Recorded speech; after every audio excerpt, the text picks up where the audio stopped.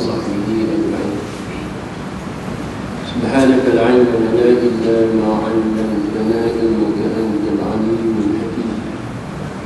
ولا حول ولا قوة إلا بالله العلي العظيم. رب اشرح لي صدري ويسر لي أمري واحلل عقدة من لساني يفقهوا قولي. رب أدخلني مدخل صدق وأخرجني مخرج صدق واجعلني من لدنك سلطانا نصيرا. وقل جاء الحق وزهق الباطل إن الباطل كان زهوقا. اللهم اجعلنا من الذين يستمعون القول ويتبعون أحسنه. Muslimin dan muslimat rahimakumullah. Jadi alhamdulillah pada malam ini kita dapat menyambung lagi pengajian dalam kitab Minhaj Abidin karangan Imam Al-Ghazali rahimahullah ta'ala. Jadi kita sampai dalam muka surat 10. Surat 10 dua baris di bahagian bawah. Surat 10 dua baris di bahagian bawah. Kalau yang kita lama itu ialah muka surat 13.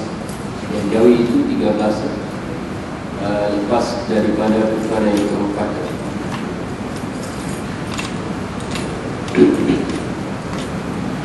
Baik. Jadi kita masih lagi bincang mengenai dengan muqaddimah ataupun pendahuluan kitab. Jadi dalam pendahuluan kitab ini Imam Al-Ghazali rahimahullah ta'ala membuat satu intisari, intipati daripada perbincangan kitab yang ditulis oleh beliau, kitab Minhaj Abidin ini, yang mana dia mencerita secara ringkas dahulu tentang perkembangan kitab ini. Jadi yang kita dah bincang ialah di dalam kitab ini dia muatkan, dia gunakan satu istilah iaitulah dinamakan aqabah. Al-aqabat. Aqabah ini iaitulah, kalau bahasa kita, bahasa Syekh Ahmad, dia kata ranjau sepanjang jalan. Itu bahasa Syekh Ahmad. Jadi ranjau sepanjang jalan. Jadi ranjau sepanjang jalan perjalanan kita menuju kepada Allah Subhanahu Wa Taala. Di dalam kita nak menuju kepada Allah Subhanahu Wa Taala ini, kita akan berhadapan dengan ranjau-ranjau. Di sana dia ada duri dan unang, dia ada ombak dan badai yang perlu ditempuh dan dihalangi oleh kita. Jadi kalau kita tidak memahami sepenuhnya, maka kita akan pecundang dan kita akan tewas di dalam perjalanan kita menuju kepada Allah Subhanahu Wa Taala. Nah, inilah yang digunakan istilah oleh Imam Ghazali rahimahullah taala al-aqabah. Jadi aqabah ini liku-liku, halangan-halangan yang kita akan berhadapan di dalam menuju kepada Allah Subhanahu Wa Taala. Jadi jangan kita anggap mudah ibadat yang kita lakukan. Jadi kemungkinan ada beberapa kesilapan-kesilapan yang tidak disedari maupun disedari. Jadi sebab itulah kita perlu memahami, memantapkan kitab ini supaya kita dapat melaksanakan ibadat dengan sempurna. Sebab itu di akhir kitab ini Imam Ghazali rahimahullah ta'ala membincangkan ada 7 aqabah, 7 liku-liku sebagaimana yang kita bincang dahulu. Di akhir sekali Imam Ghazali rahimahullah ta'ala menggunakan aqabatul hamdi wasyukri. Maknanya bagi peringkat orang yang sudah berjaya, maka dia dinamakan aqabatul hamdi wasyukri. Maknanya bila mana kita melaksanakan ibadah dengan sempurna, perlu kita ada kesyukuran kepada Allah Subhanahu Wa Taala. Sebab itu kita lepas bagi salam, Assalamualaikum warahmatullahi wabarakatuh. Assalamualaikum warahmatullahi wabarakatuh. Bacaan kita yang pertama sekali yang perlu kita ucap, Alhamdulillahillazi lam yattakhiz walada wa lam yakul lahu waliyyun minadh-dhulli wa kabbirhu takbira. Di dalam hal ini menyatakan inilah yang dinamakan tonggak kepujian kita kepada Allah SWT. Bila mana kita menyebut alhamdulillahillazi lam yattakhiz walada wa lam yakul lahu waliyyun minaz zulli wa kabbirhu takbira, bermakna kita sudah mengungkap satu ucapan yang sepenuhnya pujian kepada Allah SWT. Sebab itu ulama mengatakan sunat selepas sahaja kita memberi salam. Nah, ada lagi ucapan yang lain. Jadi alhamdulillahillazi lam yattakhiz walada wa lam yakul lahu waliyyun minaz zulli wa kabbirhu takbira. Bagi orang kata bid'ah tak payah.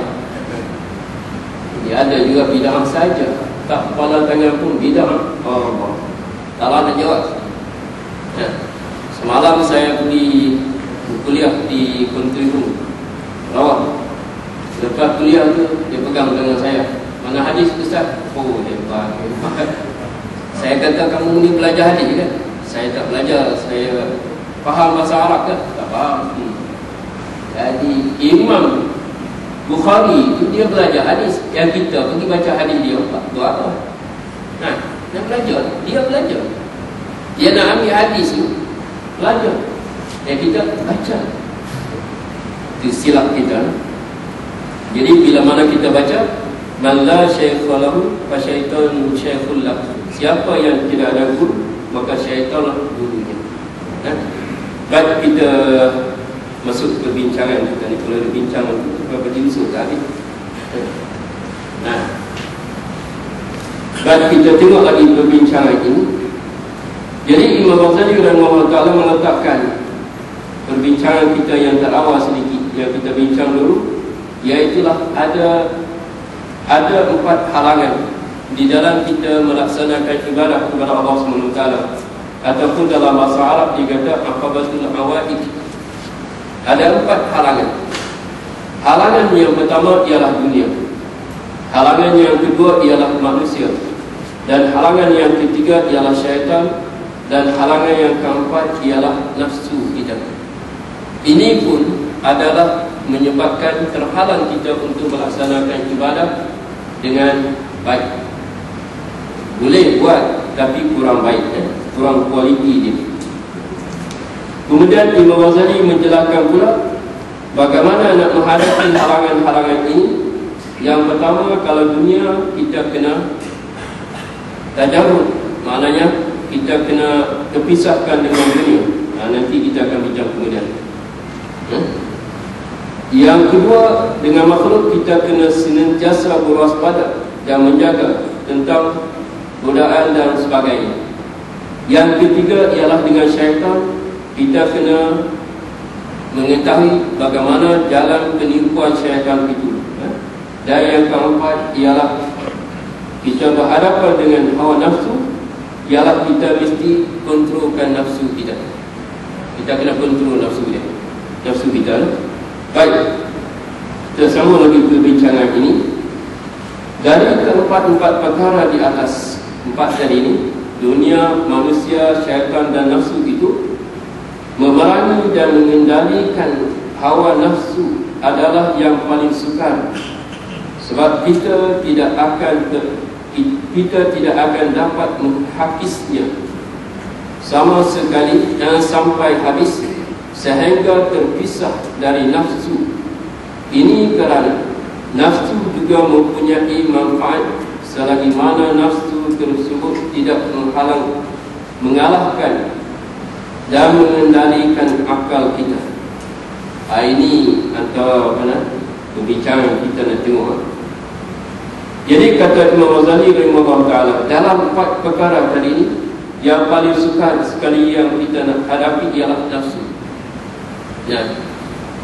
Nafsu ni apa dia? Dulu kita dah bincang.